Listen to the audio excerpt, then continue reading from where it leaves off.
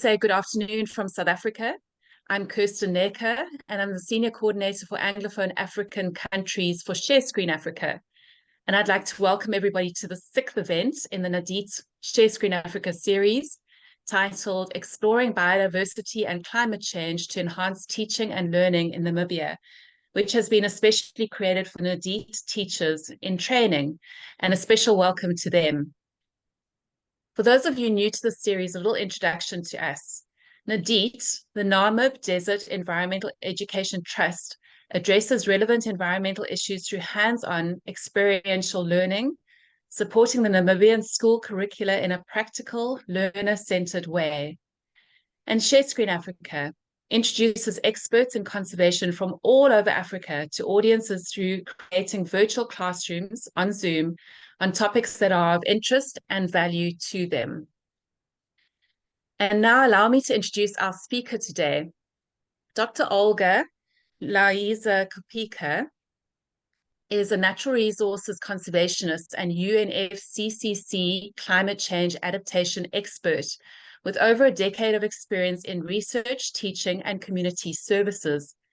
She recently joined the Okavango Research Institute, focusing on socioeconomic responses to climate change, its effects on livelihoods and economies in the Okavango Basin and Southern Africa, and potential response strategies, particularly in ecotourism, agriculture, and mining.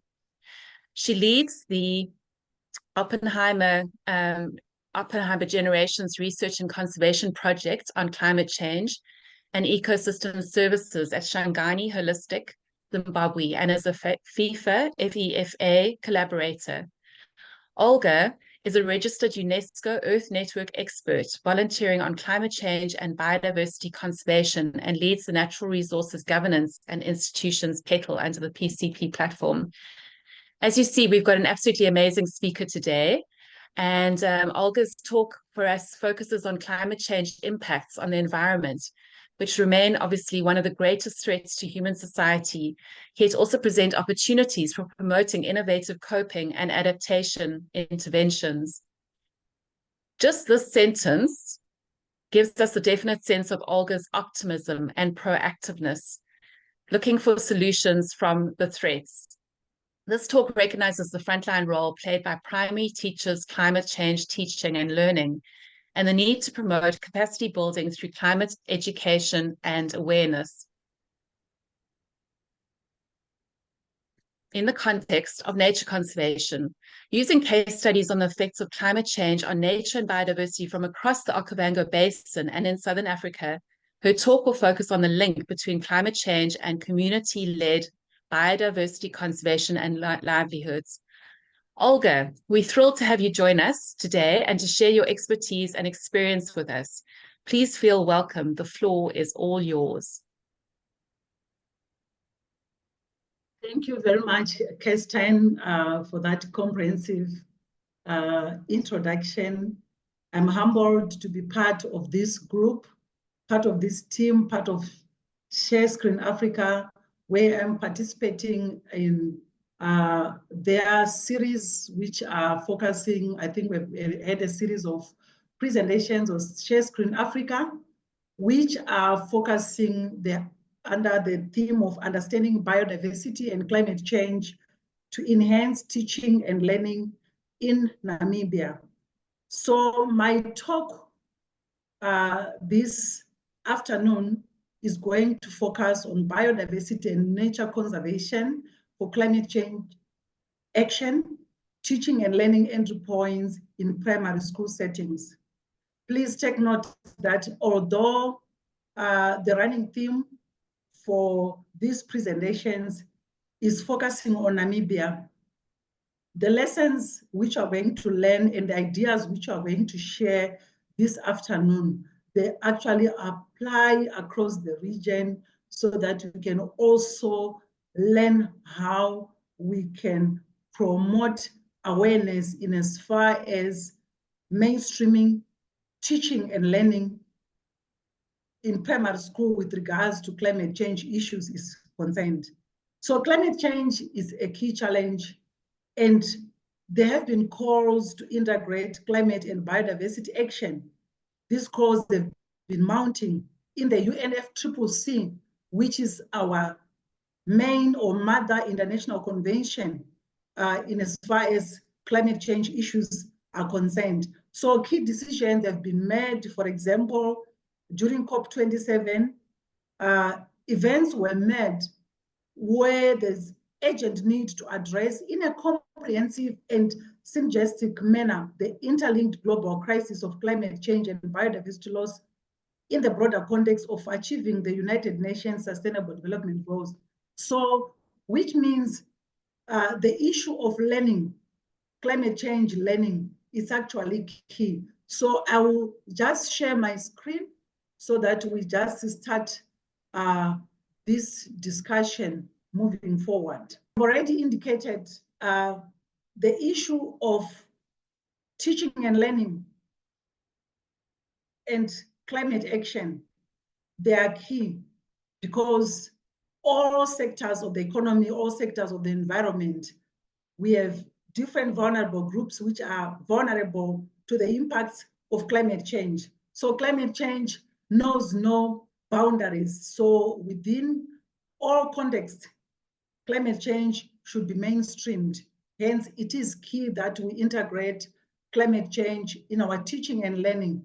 So I normally say we need to catch the meow, just as you realize that when you look at the climate change agenda, all the interventions for them to be effective, because climate change is here with us and is happening, a lot of challenges are occurring across the globe, which means that in any geographical setting where climate change is contextual, we need to ensure that the young generation, the young ones are actually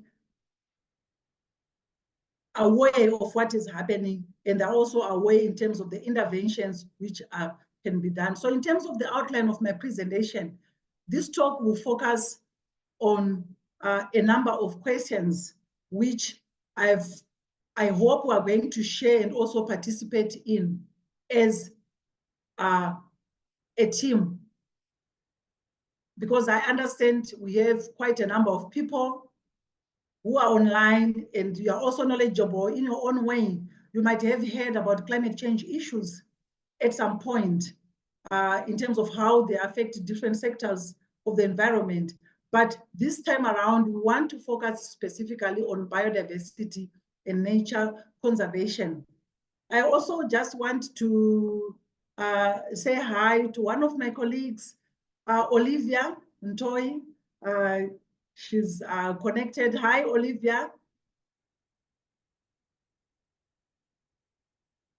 She's muted. I also have one of my students whom I also supervised as one of our winter school students here. Onke Mete. Onki, how are you?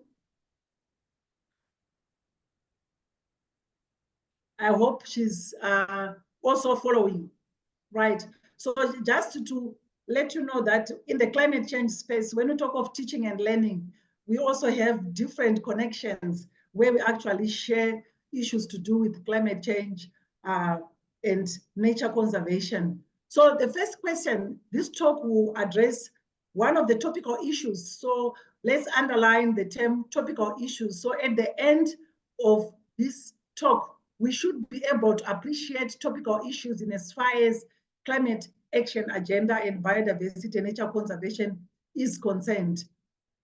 We also want to focus our next perfect, right?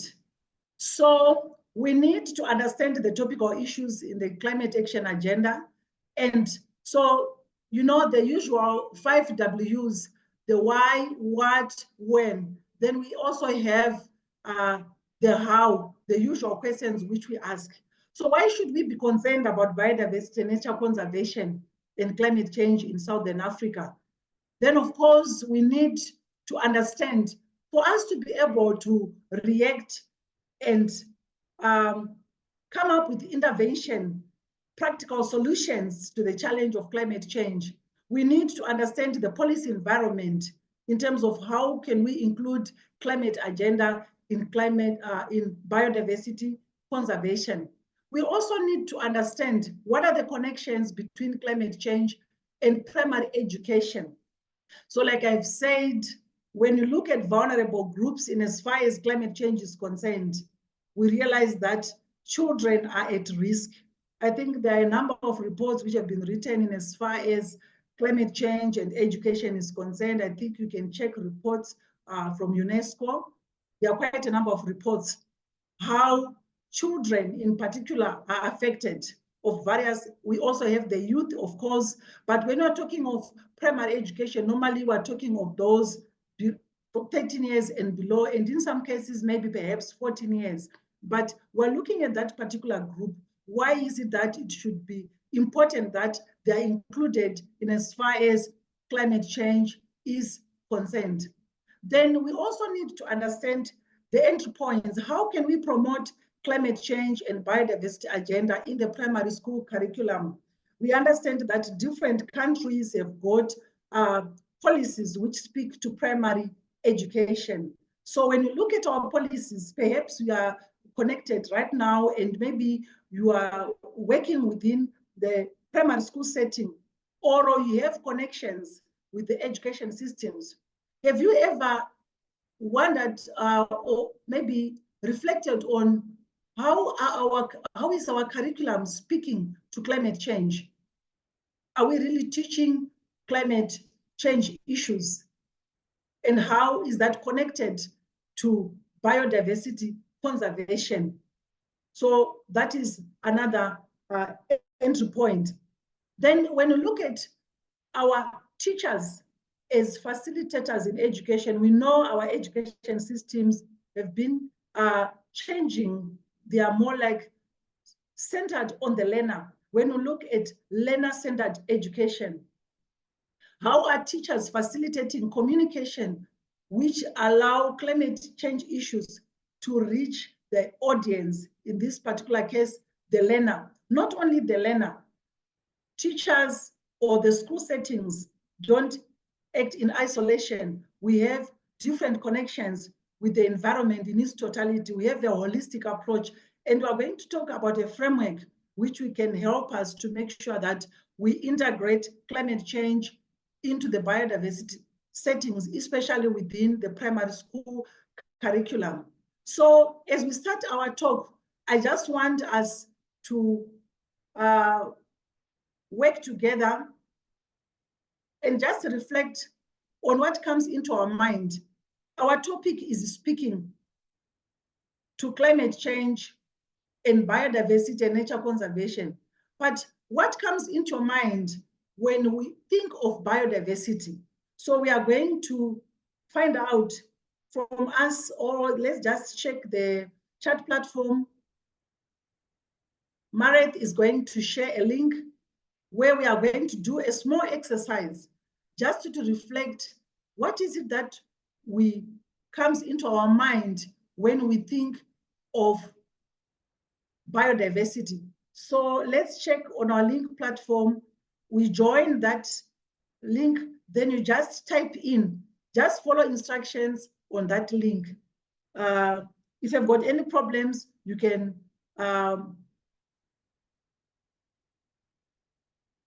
ask for help in the chat platform. But let's join by clicking join on the link on our screen, the Mentimeter link. Thank you. So we have 3 minutes to do this. Let's join. But they shouldn't exceed 3 characters. When you hear of the term biodiversity, what comes into your mind? So let's just write our responses there.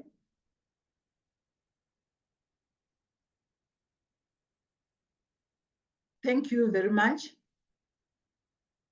So I think we can actually see how we can actually relate in as far as biodiversity is concerned. Our understanding, I think the key issues which were coming out there, I could see the issues of flora, fauna, plants, animals. So in actual fact, when we're looking at biodiversity, we're looking at the variety of life forms which we find on Earth. But let's also take note that when we're looking at biodiversity, we also do have different levels of biodiversity. For us to have our species, for us to also have different plants and animals, which means that the organism which we talk of when you look at bio, it means life, right? So when you look at life diversity, what actually causes living things to be what they are, it means that we should also be concerned even about the genetic makeup of those organisms. So as climate change is happening, what we are saying is, what is happening to our life forms? So when we look at climate change, as it is affecting our natural ecosystems, it is affecting our species, our plants and animals. Their life cycles, their distributions are being affected, right? Not only that, living organisms also need space where they survive. So we actually have different species interacting. We've got both interspecific and intraspecific interactions. So there are a lot of things which happen in the environment, and we should actually take note of that. So having said that, we also want to reflect on this video.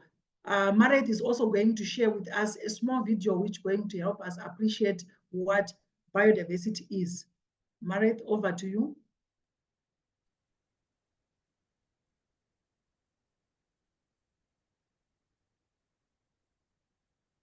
Biodiversity is a term that represents the total variety of all life on Earth.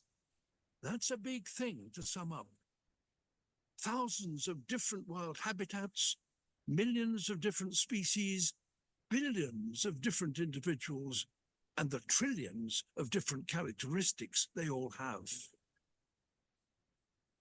The total biodiversity of our planet is immense, which is a good thing, because the more biodiversity, the more secure all life on Earth is, including ourselves. Only when life is at its most varied, vigorous, biodiverse, can we hope to thrive. We may not know it, but we need towering forests across 1/3 of the land surface to lock away carbon and keep the climate stable. We need millions of pollinators and billions of soil organisms and megatons of plankton to keep the food we eat in supply. We need strange plants deep in jungles to create our medicines, and coral reefs and mangrove swamps to protect the coasts we depend upon. Our planet's biodiversity provides all the things we need for free. But it will only do so if there's lots of it, and at the moment it's under attack. In the last 50 years, our activities have dramatically reduced biodiversity across the globe. We've snuffed out habitats, reduced populations of wild animals by 60%, and even driven whole species extinct. The number of lions in Africa has dropped by 65%. The number of individual flying insects in Europe has dropped by 75%. The number of bluefin tuna in the Pacific has dropped by 95%. Biodiversity is dropping everywhere and fast. This is catastrophic for nature and therefore ourselves. We talk about climate change a lot, but biodiversity loss is as important an issue. How do we stop this loss of life? How do we ensure that biodiversity, our planet's vital statistic, begins to increase again? In fact, we already know exactly what to do.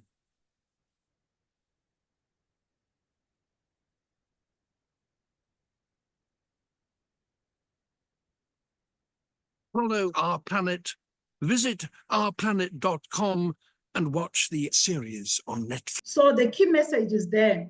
We should all be concerned that we are actually losing a lot in as far as different life forms are concerned. Perhaps we might be worried about those living things which we are able to know and identify.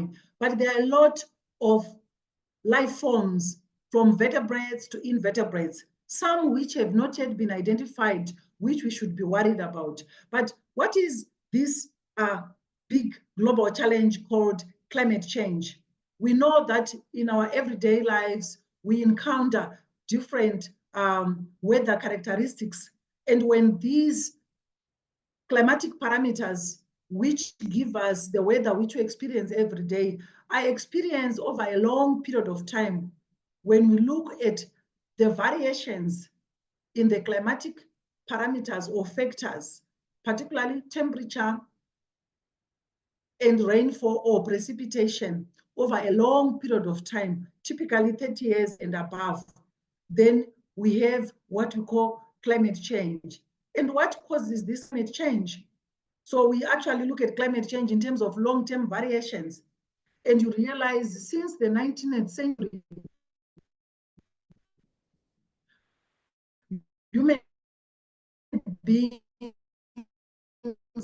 have been identifying, which is induced by human beings, but to also have natural causes, of course, natural factors, which can actually cause changes in the natural system. They also play a key role. For example, if we look at atmospheric changes, air masses change, and so forth, that can actually lead to the change in climate. So climate change manifests itself in a variety of ways. We have got key indicators of climate change, which include, if we look at Southern Africa, at the moment, we've been talking of droughts, the El Nino-induced droughts, which we actually had in Africa.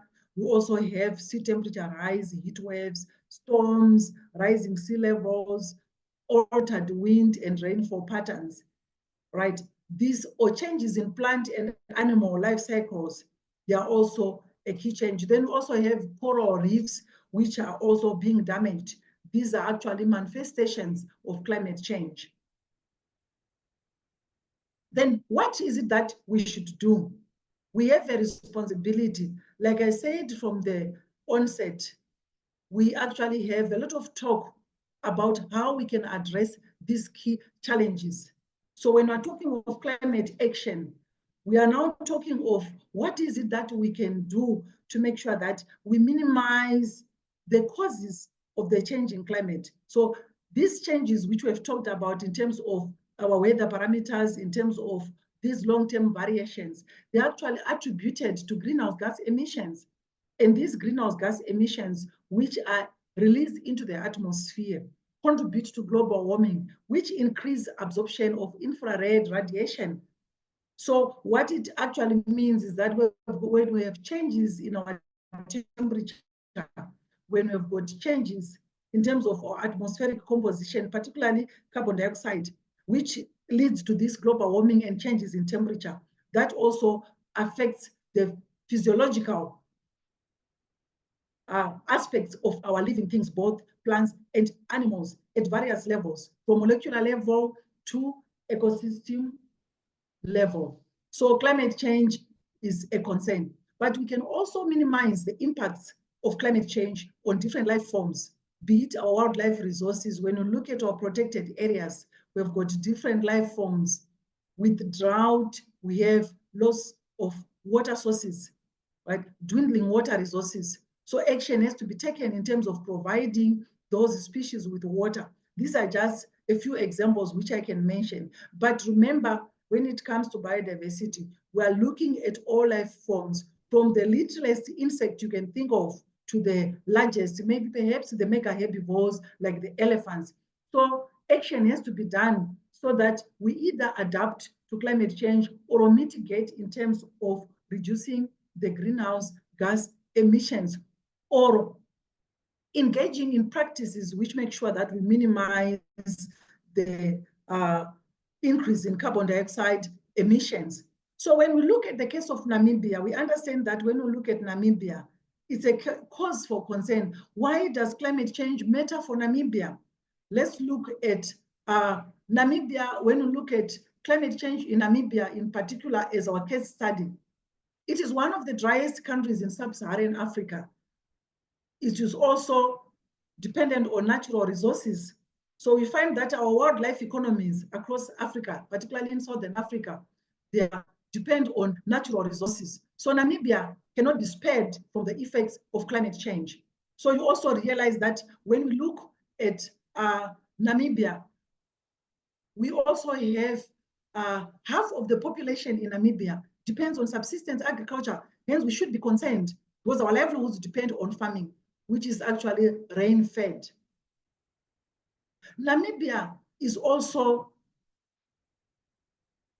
affected because the distribution and seasonality of rainfall and events such as droughts and floods has become more common.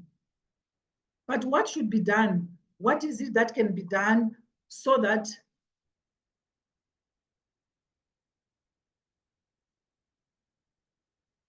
what can be done so that we can address these challenges? So we look at some of the topical issues in as far as the climate action agenda is concerned and nature conservation. One of them is biodiversity loss. We are losing a lot of species. When we have got drought, what happens? When the water resources are not enough, we are losing a lot of species. We have a lot of mortalities which are happening across different life forms, especially when we look at our plants and animals. So we've got mortalities which are drought-induced. We are losing quite a lot.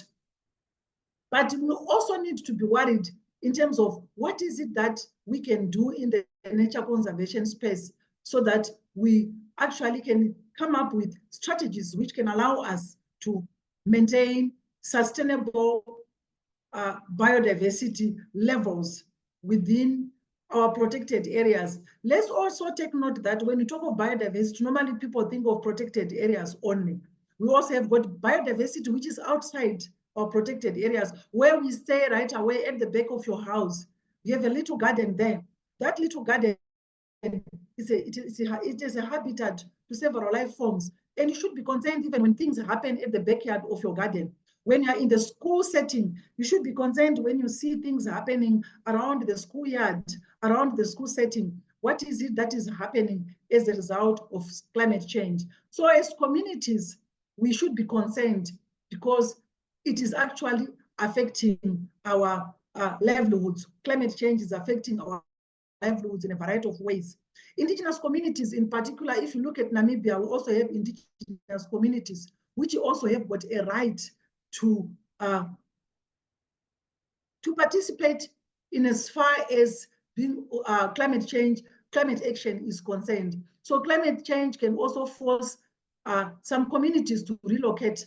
For example, when we had a cyclone in Malawi, we were ahead of a cyclone in Malawi, which actually displaced a lot of people. Communities can relocate, and this can actually psychologically affect young people. As a teacher, just reflect for a moment, when you are in class, we have got a very hot day. Climate change, as we have said, can cause an increase in temperatures, and these high temperatures can actually disturb concentration by pupils. What are the psychological impacts? Mental health. When you look at our pupils who are attending school on a hot day, is it the same? Are they concentrating in the same manner? What is it that is affecting them? So there are a lot of issues which we can actually think about in terms of the health side of things. We are also looking at culture and tradition. Loss of culture, and most of our culture and tradition is also centered around of the life forms which we have.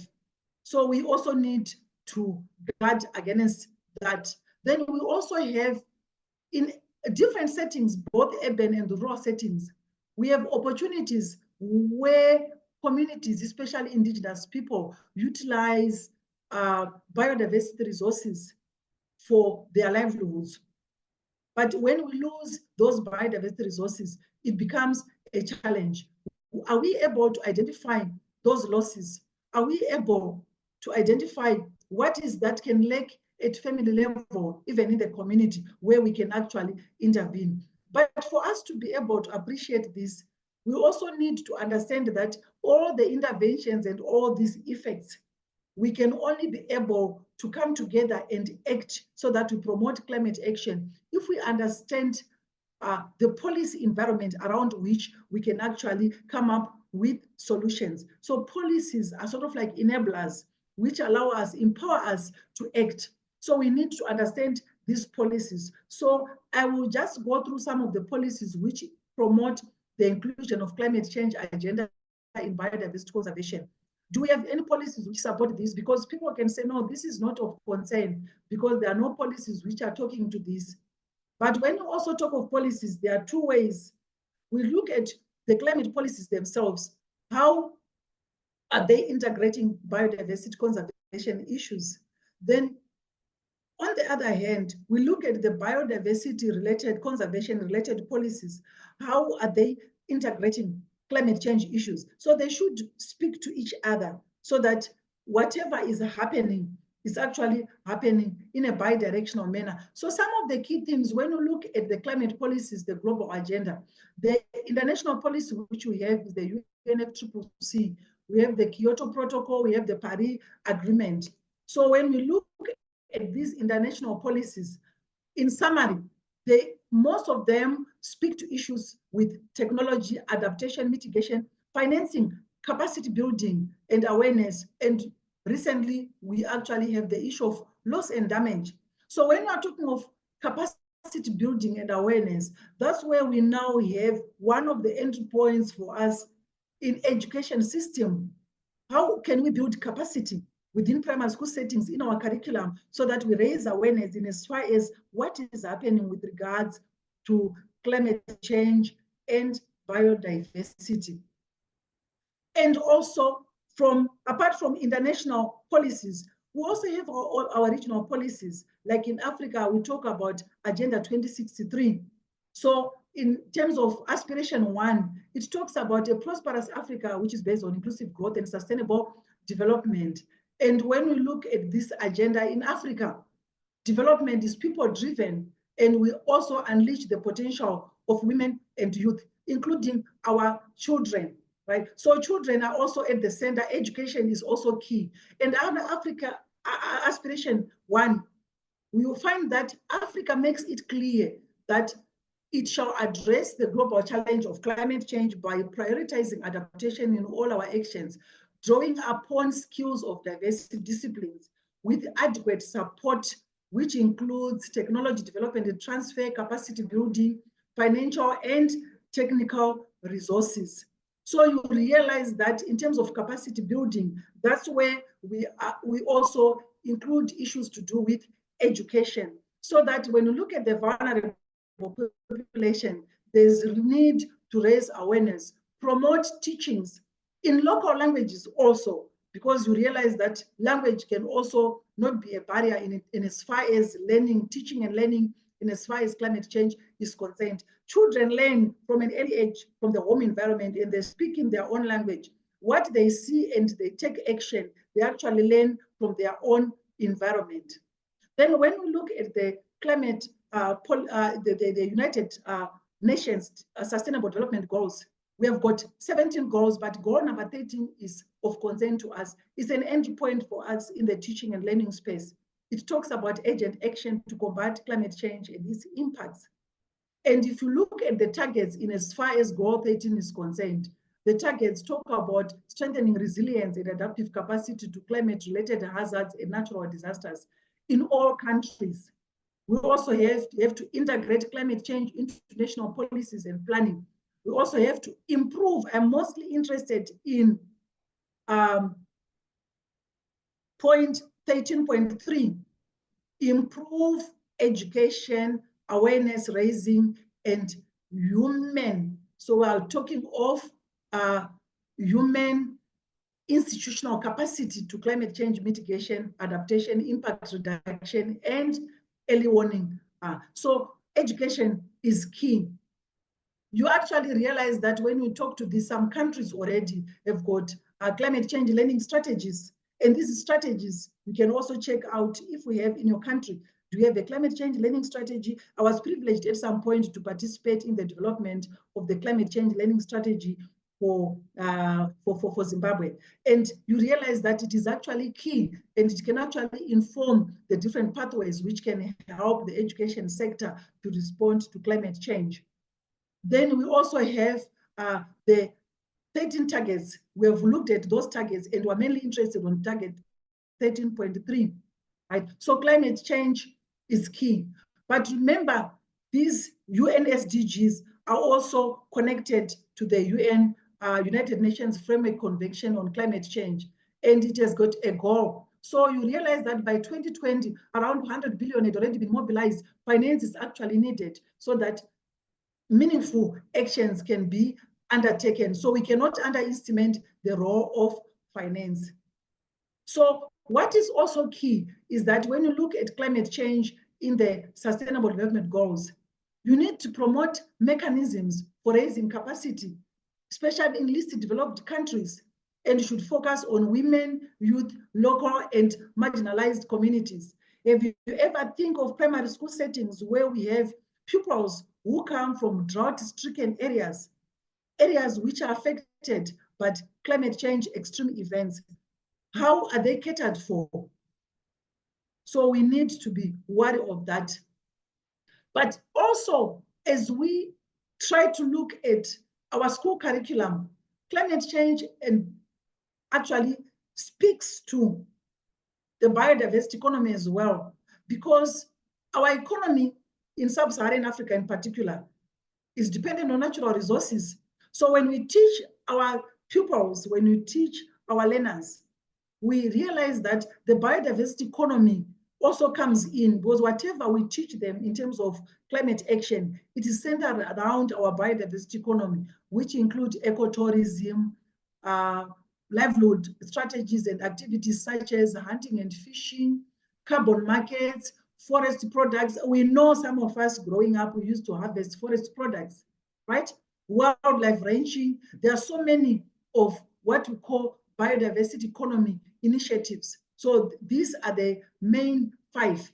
So as we teach, how do we factor in this mindset, which allows our learners to be aware of the biodiversity economy and how we can also catch them young in as far as the influence or impact of climate change on the biodiversity economy is concerned. This framework, which I have here, which is borrowed from WWF, talks about some of the interlinkages between climate change and nature. So as we teach in even in primary school settings, our learners need to appreciate, they learn, the environment is more like a laboratory where they learn, and they need to appreciate the changes which are occurring. So we actually realize that a lot of human activities which are driving climate change, which are occurring, how do we teach learners to be able to identify those and minimize, so that our actions at individual level, at village level, at community level, at district level, at provincial level,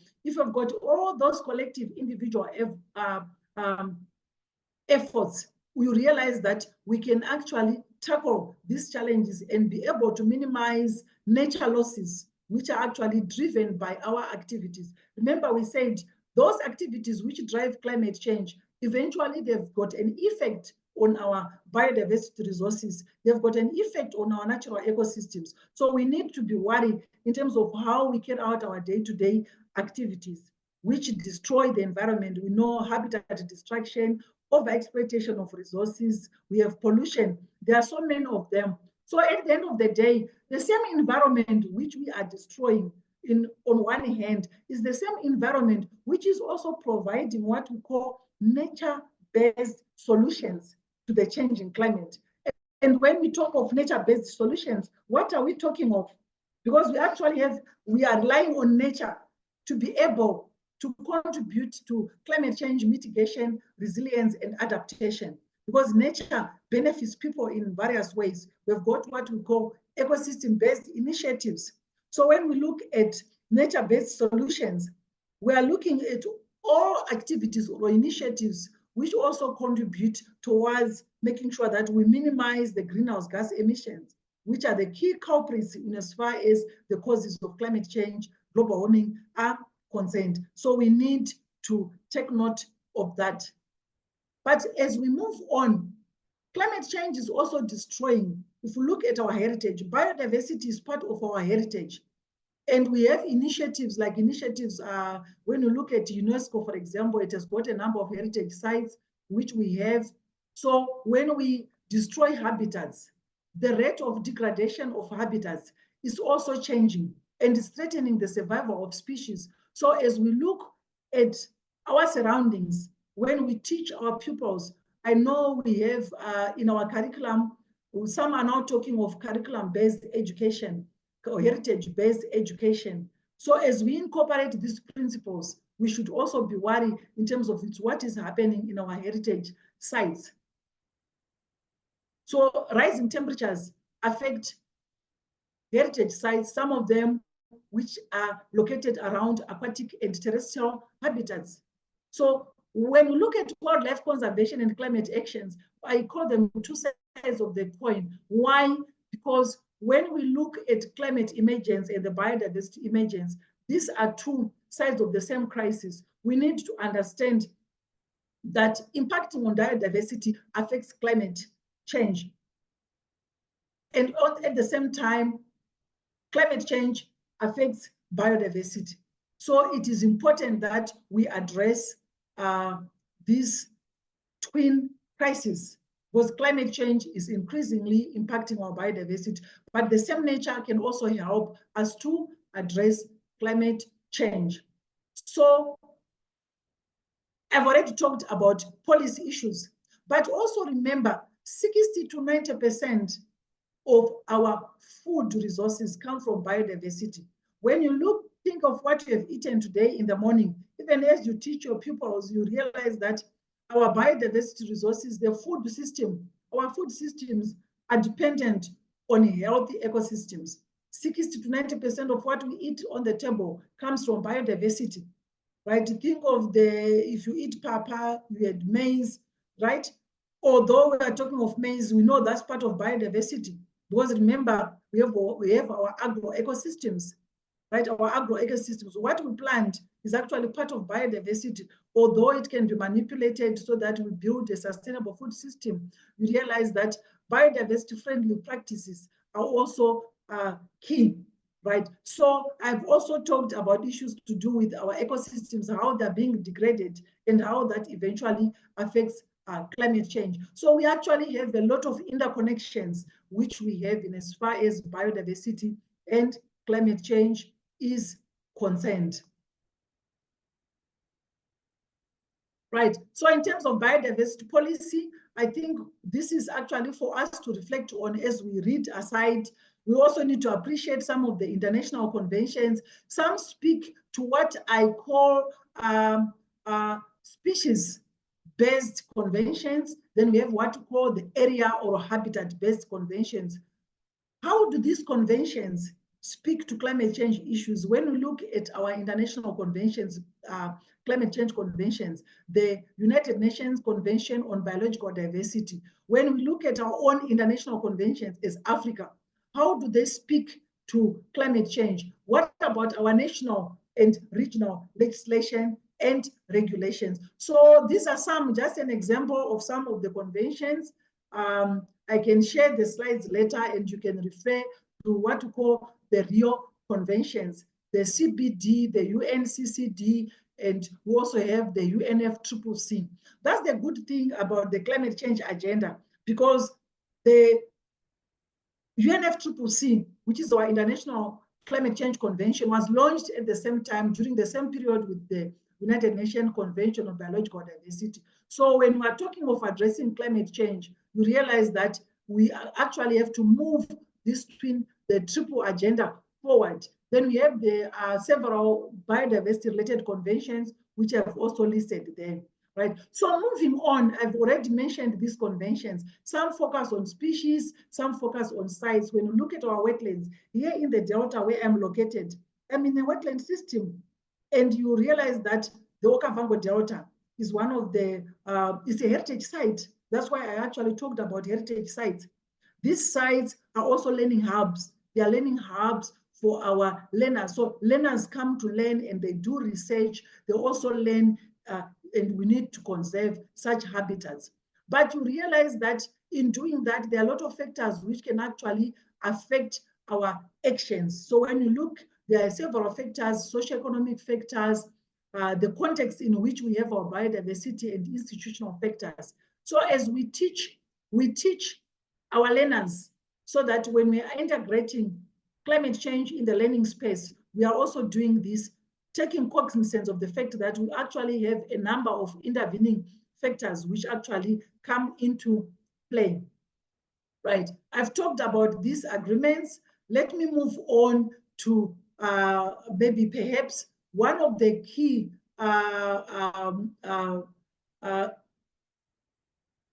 strategic plans for biodiversity. We realize that we have moved so far from what we used to call the Aichi biodiversity targets, which we used to have 5 strategic goals.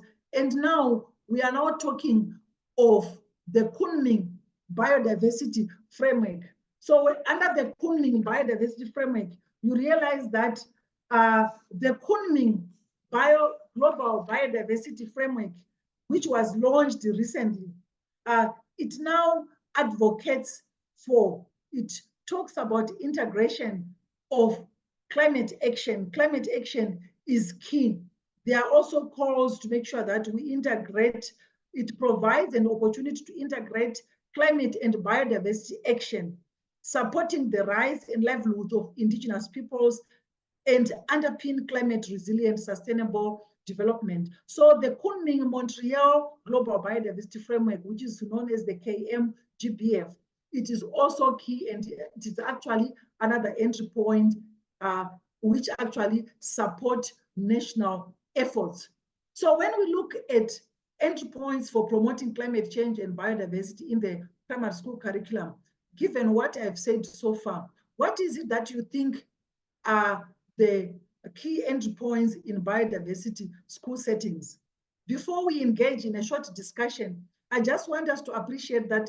Just took an example of here for example, in Namibia, we have the National Policy on Climate Change for Namibia. Remember, each country has got they've got climate policies, climate change response strategies, and so forth. But I only extracted this one. The National Policy on Climate Change for Namibia, Section 5.7 talks about education, training, capacity building, and institutional strengthening. It is talking about education. It talks about the need to promote education, training, and capacity building so that we strengthen individual skills and expertise of institutions to reduce vulnerability to climate change related impacts or adaptation. So education and capacity building is key.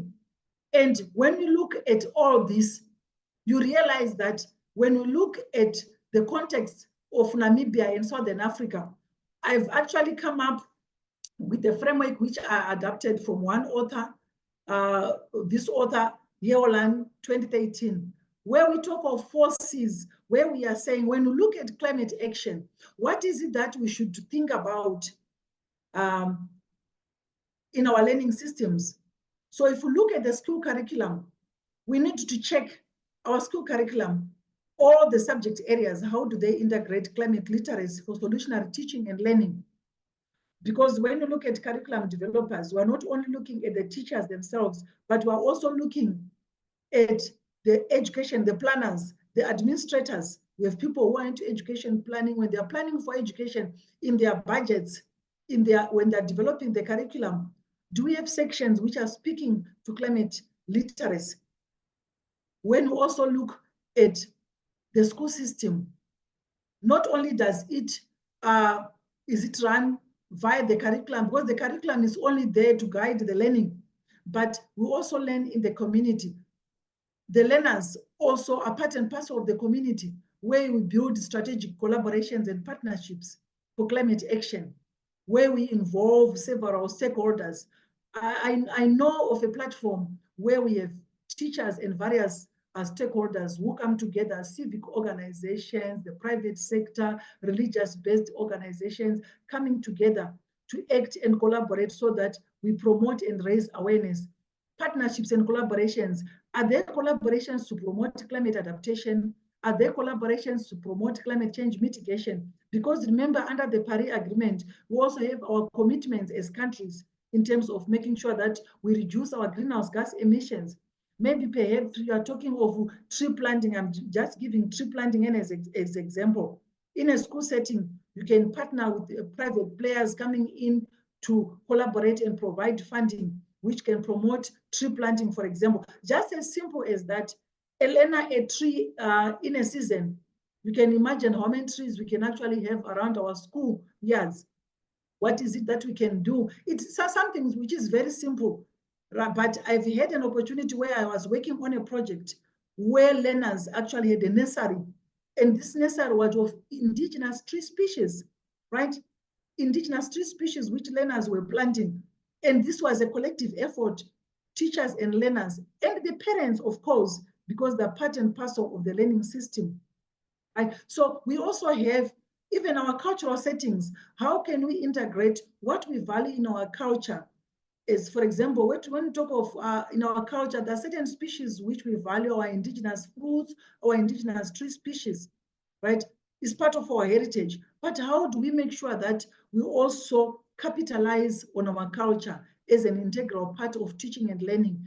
It's heritage-based learning, yes, but how can it promote climate change adaptation and mitigation so that we have climate resilient communities? If you look at our classroom and campus practices, you look at your classroom environment as a teacher, reflect on your classroom environment. There are certain practices I always tell people. We have learners, even in university systems, learners who live running water, tapping water running, they leave lights on, right? There are certain things which we do at individual level, which do not promote what we call green practices, right? Those little things cumulatively, they can actually help a lot. I was also talking to someone when I was talking in terms of even food, when we talk of the way we consume our food. I know sometimes this may sound a bit weird. In Africa, when you are serving, we have got a big plate, so much food, and when we leave it, what happens to the food waste, right? When you are feeding, our consumption patterns, are they promoting practices which can also help us to enhance food security? So we also need to think in terms of what we do. Are we saving energy? Are we saving water? So that in one way or the other, we are actually promoting green practices. So I've talked of the environment. So we need to make sure that, why I included this diagram here, I want us to reflect on our knowledge, attitudes, and practices, both the learners and the teachers. In a school systems, what is it that we're promoting? Our rules, our norms, our values. How do we make decisions with regards to how we interact with biodiversity? I'm mostly interested where we talk of our learning here. So our learning, right? Our actions actually inform our learning, right? And we make decisions which are actually based on what we learn and how we perceive the environment, based on the knowledge which we acquire. But of course, we also have the supernatural knowledge. I also talk of the spiritual side of biodiversity most of the times, because if you respect something, you are not going to destroy it, you are not going to damage it. So we have got that spiritual attachment, which also comes into play. So having said this, I just want us to discuss. But one thing which I also want us to realize is that teachers, in whatever we do, I'm also a teacher, by the way, because we also do have winter school and I teach. How can we communicate climate change in as far as teaching and learning is concerned? We know in primary school settings, the age of the learners, they teach, we can communicate in various ways. Have you thought in terms of how you communicate climate change based on what we have learned today in terms of adaptation, mitigation, and the policies? In what way are we integrating all these issues? Because remember, we have the climate policy part, but before we do that, we need to understand the climate science. How do we integrate actions and activities which make our learners to appreciate the climate science and also to appreciate adaptation actions, to appreciate mitigation, and also to appreciate how they can also share with others in terms of communicating. How do you communicate starting from home in their own spaces so that the whole community eventually can work towards promoting climate resilient actions. So as teachers, maybe perhaps, Kirsten, you can help us just to reflect as we now have, I think we're running out of time. If we can quickly reflect, maybe just to get ideas in terms of how do we think as teachers in terms of how can we effectively communicate, what are the entry points? Remember, we have the previous question on the entry points. So we have the entry points and the communication. For those of you who can't talk, you can write on the chat platform so that we can actually collect those ideas in terms of entry points. How do you think we can actually mainstream or incorporate climate change agenda in our teaching and learning? What are the entry points based on what we have said today? And how can teachers communicate? So you can write communication, then you write ways of effective communication, then entry points, then you can just write 1 or 2 points. So having said this, I hope what I've shared today can also help build on what we already know and what we can also continue to know and learn in as far as climate change is concerned within our school settings. I thank you. Thank you, Olga. Super. Thanks so much. I really appreciate you sharing your experience with us and your really deep insight into what can be a very complex subject. But you've brought out the essence and created some simple avenues for us into the subject and how we can practice more climate change adaptation and biodiversity conservation. So Olga, thank you very, very much. I think that it is 5 o'clock now, but I think we can continue the discussion. I'm just wondering whether, Olga, we first just open up to any questions that have come up from your talk, or whether you would like to go ahead with the discussion that you suggested. What would you prefer? Yes, questions are welcome. I think the discussion we are taking, because of our time, we are taking advantage of the chat platform, but because of our time, I can welcome 1 or 2 questions. We can continue to engage. I think I'll share my social media links on LinkedIn and any other platforms which we can continue to engage. But for now, I think we can get 1, 2, 3 questions is fine. Okay, perfect, Olga. I see that Olivia has raised her hand. So you know Olivia, so here she is. Olivia, if you want to put your camera on, that would be great. Okay. If it's possible. Good afternoon. Yes, we got you. Okay, perfect. Thank you for that wonderful presentation, Doctor. There was a lot to learn from there. Mine is a comment and a question. So I hope it won't be too long. But basically, from my point of view, and what I've also learned from the presentation as well is that, climate change is something that we've been speaking about globally for a while now. And it's something that has been gradual. And sometimes it's difficult to think that we could ever reverse it because as we've developed as human beings and as our lifestyles have changed and healthcare has become better, populations keep growing and the need for using resources keeps growing as well. And it's sort of inevitable that this will not stop. But at the same time, I think ever since, the Anthropocene started and industrialization and all of that, we've seen how the changes have become rapid as compared to times before. So I think with our existence as humans, rehabilitation is something that is really big when it comes to biodiversity and climate change and so forth. So from the times when, say, it was the Holocene, there was some sort of effect that humans had on the environment, and they rehabilitated it somehow, even though it was small scale. So we can move on still from that kind of approach, and we should know that with rehabilitation of land, education has never stopped. So education existed back then and it does exist now. So what we can do is learn from the past in terms of how we can integrate maybe indigenous knowledge and so forth, as you had mentioned earlier on. But what's important about this is that the system needs to be more of a student-centered system where there's a lot of experiential learning, and we need to move away from the classroom and literally teach our children with our hands type of thing. So I think I'm in agreement with what you were mentioning about learners and how we need to engage them, especially at a young age. So thank you very much for the presentation. I really enjoyed it, and that's all from my side. Thank you. Thank you, Olivia. Thank you so much. I think Thanks, Olivia. Yeah, excellent idea. Yeah, we are in the Anthropocene era, and our actions really matter.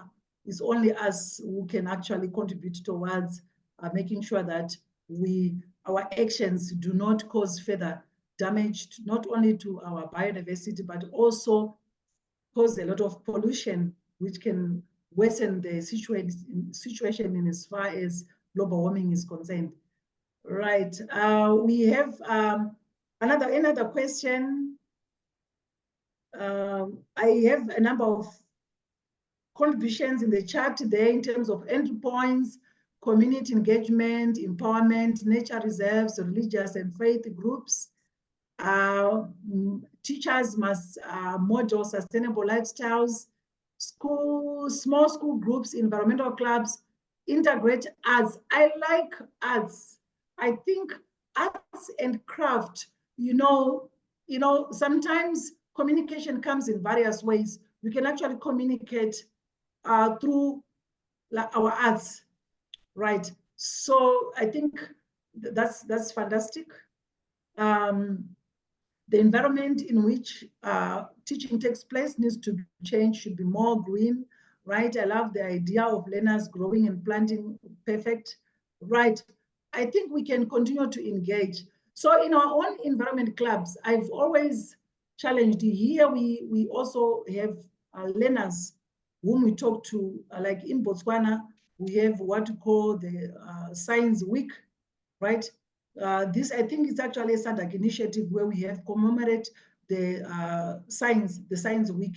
So we have got a lot of innovations which are centered around climate change, right? How can we come up with innovations centered around different components of the environment? Is it in our agricultural practices?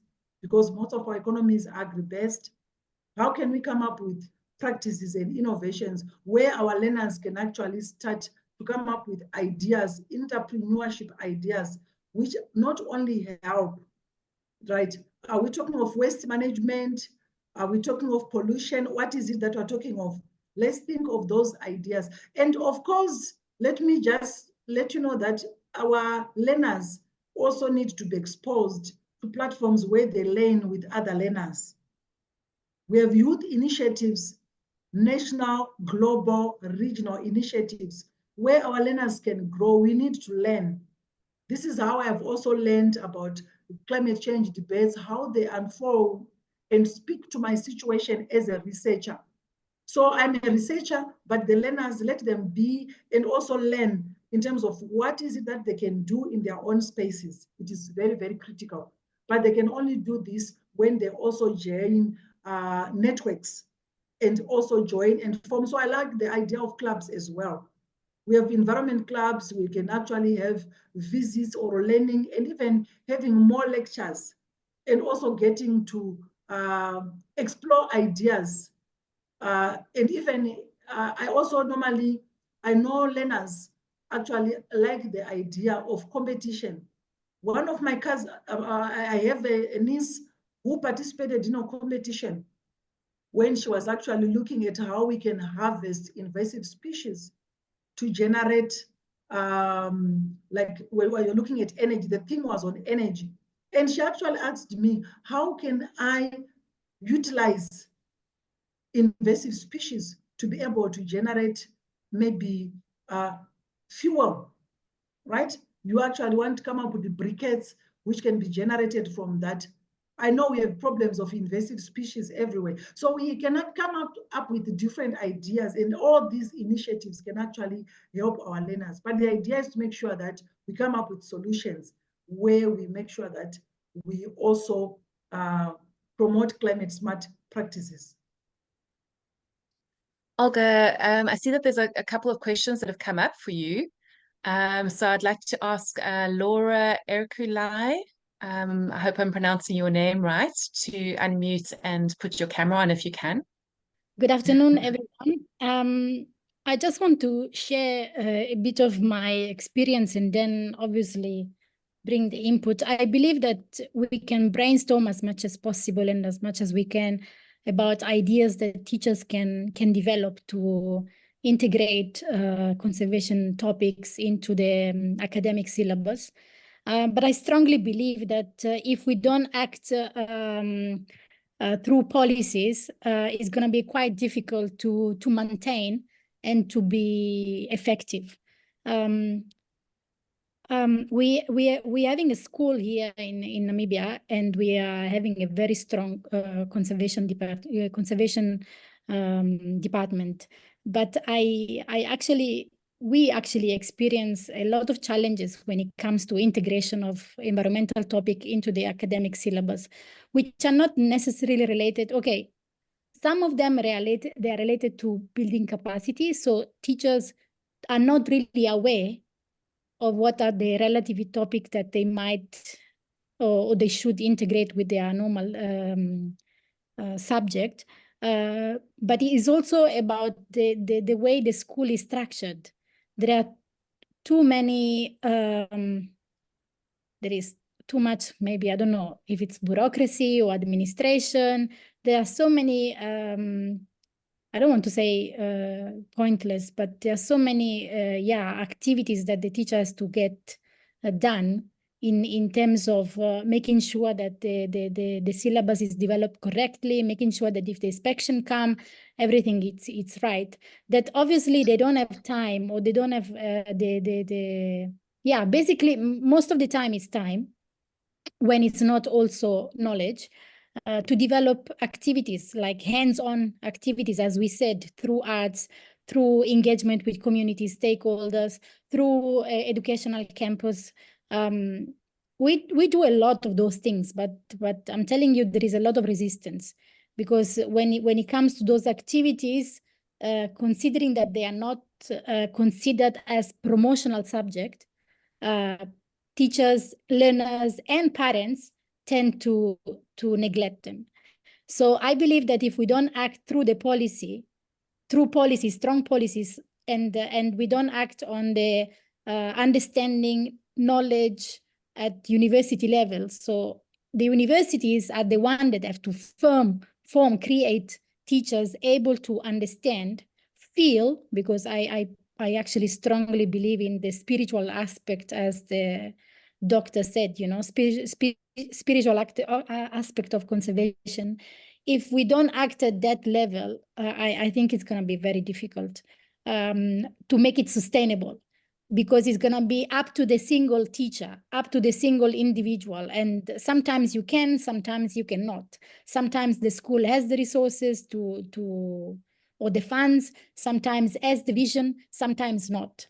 And I think that the two activities, so brainstorming and of all the possible ways that teachers can involve learners into conservation, we have to move also on a higher level, which is involving university, school principals, HOD, stakeholders, communities, parents. Parents plays a huge role. If we don't educate the entire stakeholders moving around the school is going to be quite challenging. Thank you. Okay. All right. Thank you, Laura. I Thank see you, there's Laura, another for question from, sorry, Yes. Olga. I see there's another question from Dr. Stella Malanga. Can we take that? Stella? Yes. Thank you so much, Dr. Olga. I really enjoyed your presentation. You are really a good teacher. It's just like we have done it for 20 minutes. And I loved the point where you said we should involve the cultural aspects. And yeah, that's excellent. But then I thought of the things like some species that are put to a disadvantage with culture when it comes to culture. Like, for example, we talk of birds. Birds are very important. But then some cultures, they are to the disadvantage. And we talk of owls.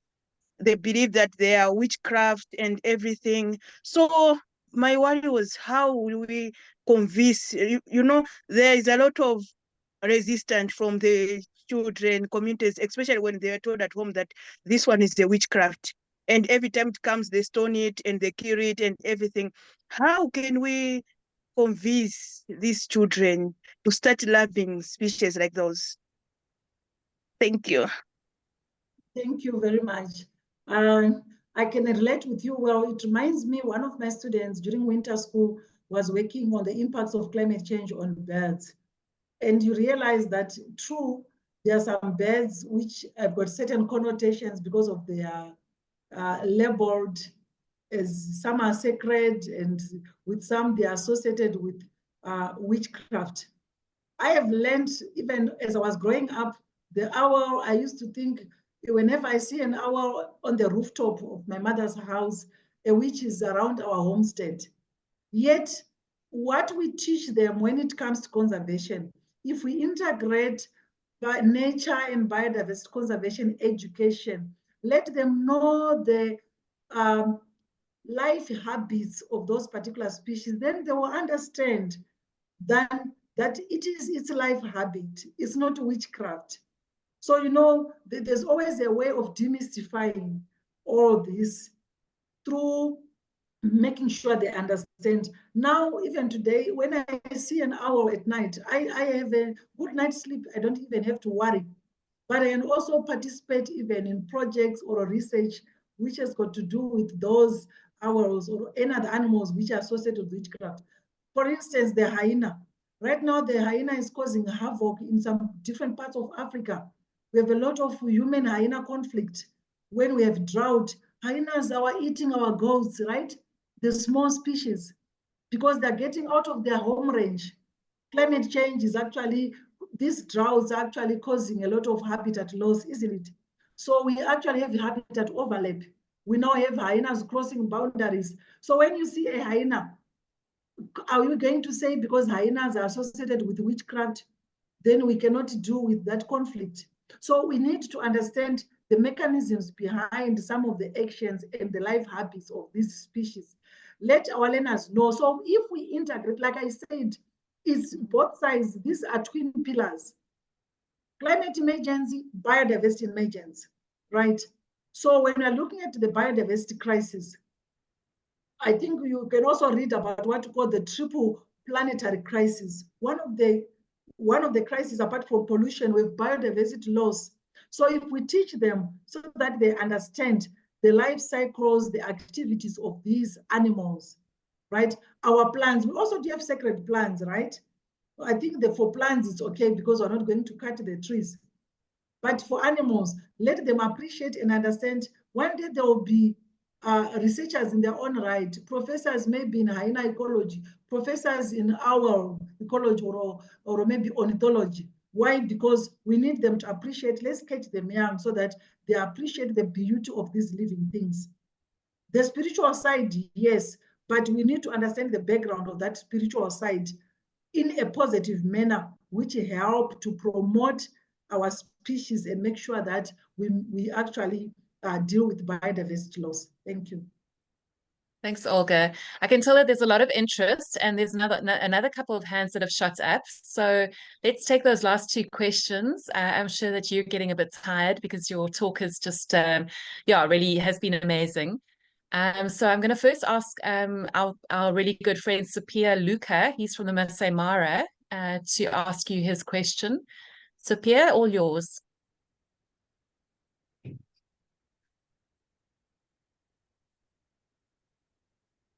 Sophia, you can unmute. Yeah, thank you very much. I'm Sophia Luca from Masai Mara, and I'm an educator. I teach kids climate change and biodiversity right here in the Masai Mara. But I have a challenge. One is that I run a citizen science platform in my village.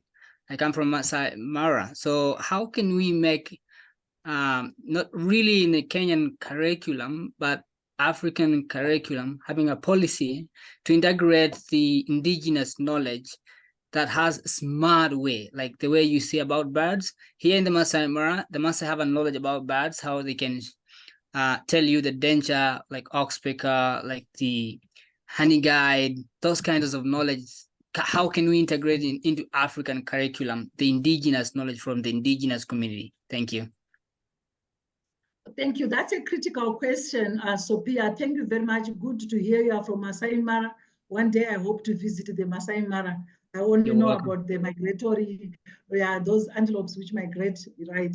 So in terms of making sure that we integrate indigenous knowledge in our curriculum, remember someone underpinned the role of policy. The policy environment in which we operate is very critical. You cannot wake up teaching one day in class, yet it's not, because I know teachers plan their lessons based on the curriculum, the standing curriculum, and it also speaks to national development policies and strategies.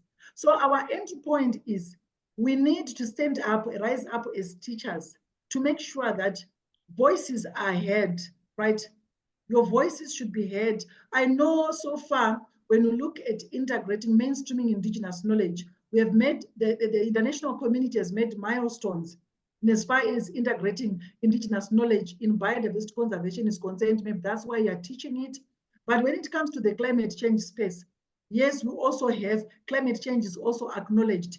We have actually, when you look at the COPs, Conference of Parties, which happen annually, the current COP, we actually have indigenous communities are represented, which is actually a good stride in as far as mainstreaming indigenous knowledge is concerned.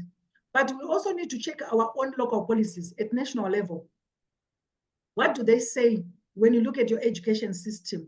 What are they saying about incorporating indigenous knowledge for climate change or indigenous knowledge across the school curriculum for teaching and learning in the environment in terms of environmental issues? That should be a good learning point. So if that is not included, so when we have when there's actually consultations are done, I know policy building is a process. When consultations are done, teachers are key part and parcel of stakeholders. They are part of stakeholders who can actually be consulted and also be part and parcel of the consultations so that that can be mainstreamed. I also say, even if you look at our policies, our national constitutions, they should speak to indigenous knowledge and conservation issues.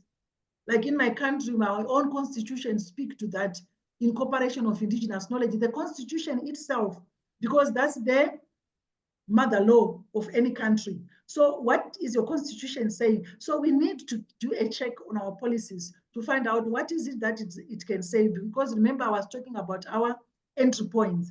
So once we have that incorporated, we can now come up with actions and strategies to implement that. So as long as it is not in our policies, it becomes difficult. But once we advocate for that, I know in terms of, there are people who talk of climate advocacy. I am a researcher. My role is to provide evidence for climate action and policy intervention. But I know when you look at other stakeholders, we actually have those who are in the civic space and so forth. They can actually come together and make sure that the voices are heard in terms of making sure that if there are missing gaps, any missing gaps, when policy reviews are done, that can be done following the proper protocol in your country. You should understand how your policy environment is structured so that you can actually find how you can actually negotiate your way through. It's a matter of negotiation and making sure that the voices are heard. We cannot have 5 teachers who speak is one thing, but I know as teachers, we have our associations, our platforms where we come together. And also, so if we're talking from an association point of view, a national accredited platform, which is legal, then you know that such issues, when they're tabled before the authorities, the policymakers, that can be heard, because it's only through consultations that we can only make sure that we bring a change and make sure that we integrate these issues.